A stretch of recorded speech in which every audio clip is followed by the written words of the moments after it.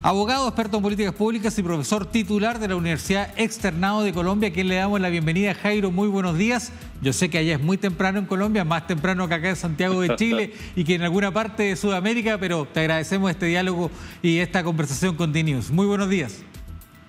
Cristiano, muy buenos días. Es un gusto madrugar contigo para analizar temas interesantes de la realidad latinoamericana. Así es, pues, y con un proyecto que además que ha sido uno de los pilares fundamentales del gobierno de Gustavo Petro, que fue una de las banderas de lucha durante la campaña presidencial. ¿Qué se espera? ¿En qué consiste básicamente este proyecto? ¿Cuáles son los puntos más importantes, Jairo? Cristiano, la agenda electoral de Gustavo Petro tiene un alto contenido social y uno de los temas destacados está girando en torno de la discusión de este proyecto de ley de reforma laboral, que en dos sentidos podemos analizarlo. En primer lugar, hay que tener en cuenta que busca revertir algunas reformas que en términos de Gustavo Petro son eminentemente neoliberales. Te pongo un ejemplo.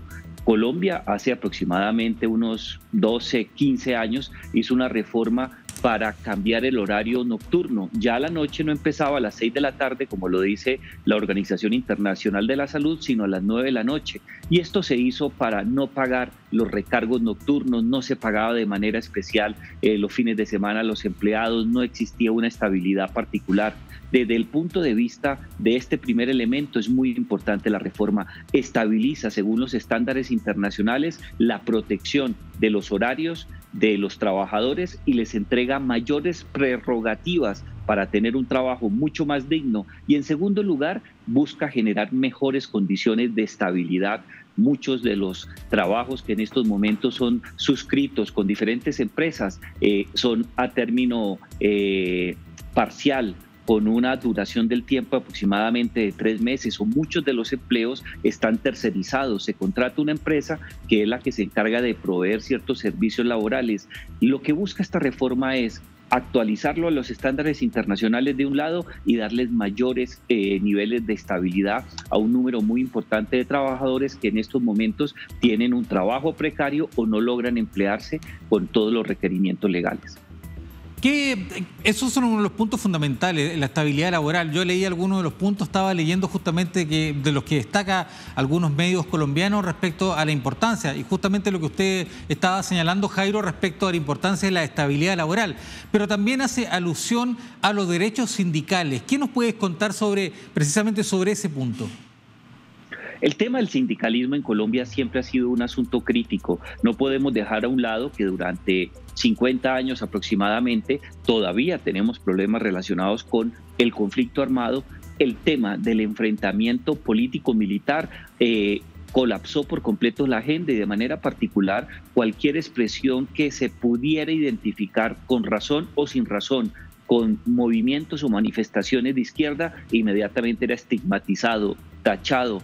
Se le daba un tratamiento que no estaba acorde con la dignidad del ser humano y mucho menos con los estándares en materia de derechos humanos. El sindicalismo ha sido objeto de persecución, de muerte, de hostigamiento y de muchos otros elementos que hablan muy mal de lo que ocurría en el país. Se requieren unos sindicatos fuertes que tengan la capacidad de ser un verdadero interlocutor, de un lado con el Estado, pero especialmente con los empleadores. Desde ese punto de vista se entregan mayores facultades jurídicas para facilitar la creación de los sindicatos, impulsar sus contenidos eminentemente sociales y de manera particular que tengan un lugar protegido en la sociedad y que se conviertan en conductores y motores del desarrollo económico en el país. Los sindicatos son necesarios para tener una hoja de ruta productiva mucho más especial, pero también para tener la oportunidad de garantizar que los derechos de las personas sindicalizadas o de quienes hacen parte de una empresa estén en el primer nivel de la discusión.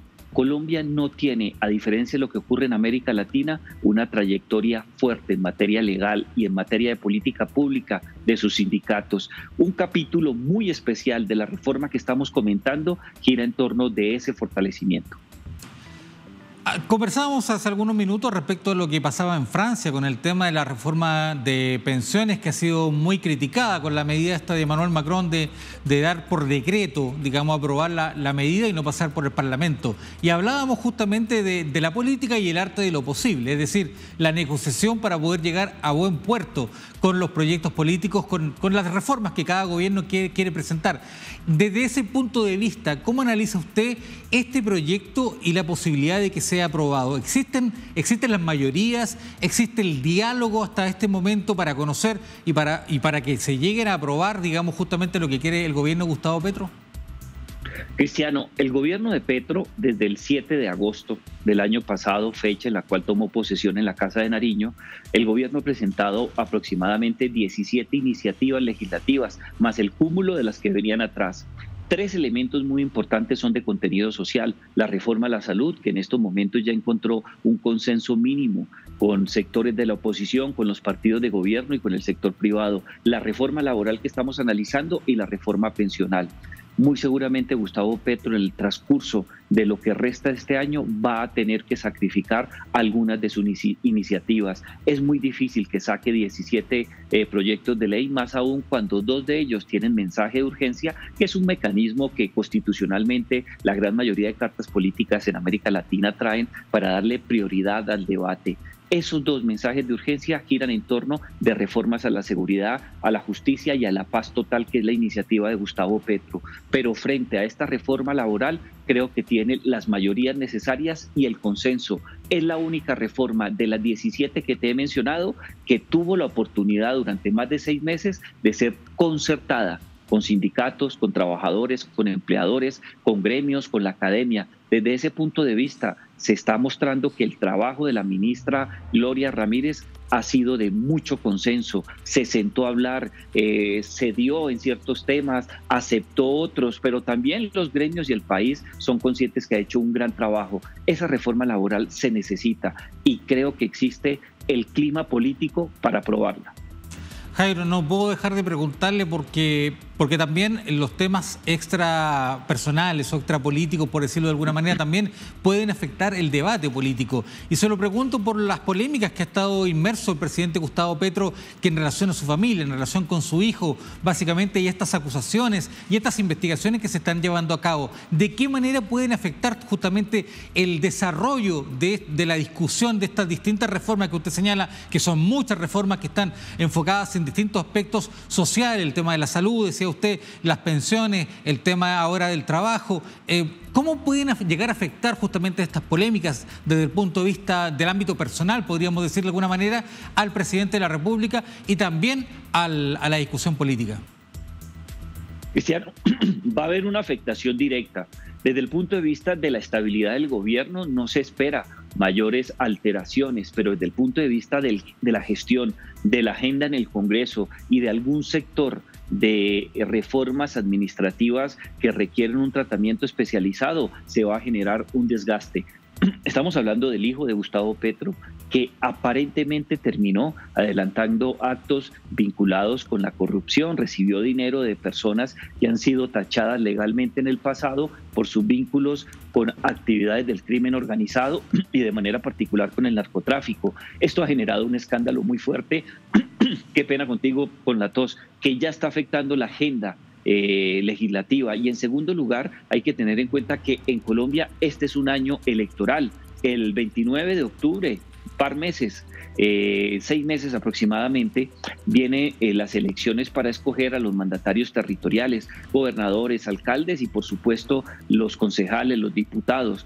Desde ese punto de vista también va a haber una afectación. El pacto histórico, que es la coalición que llevó al gobierno a Gustavo Petro, busca fortalecer su presencia local, necesita alcaldes importantes en ciudades que tengan relevancia en el país, y para ello se requiere sociedades con otros partidos políticos que en estos momentos están tachando el comportamiento no solamente de el hijo de Gustavo Petro, sino de ciertos funcionarios que ya tienen problemas relacionados con actividades no santas, como por darle un nombre y no estigmatizar a muchos candidatos. Desde ese punto de vista, la agenda sí se va a afectar, pero no sabemos hasta tanto.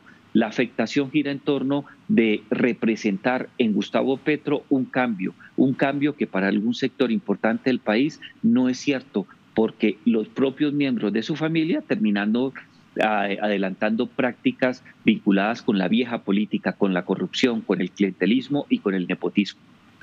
Jairo Libreros, abogado, experto en políticas públicas y profesor titular de la Universidad Externado de Colombia. Le agradecemos este diálogo para conocer un poco más de lo que es justamente esta propuesta importante también para la sociedad colombiana, para la gran masa de trabajadores que usted señalaba que existe en el país y que bueno, apunta justamente al desarrollo y al avance de los derechos laborales de las personas. Así que le agradecemos este diálogo a esta hora con DNews. Muchas gracias a ti, un abrazo para todos. Muchas gracias, Jairo, que esté muy bien.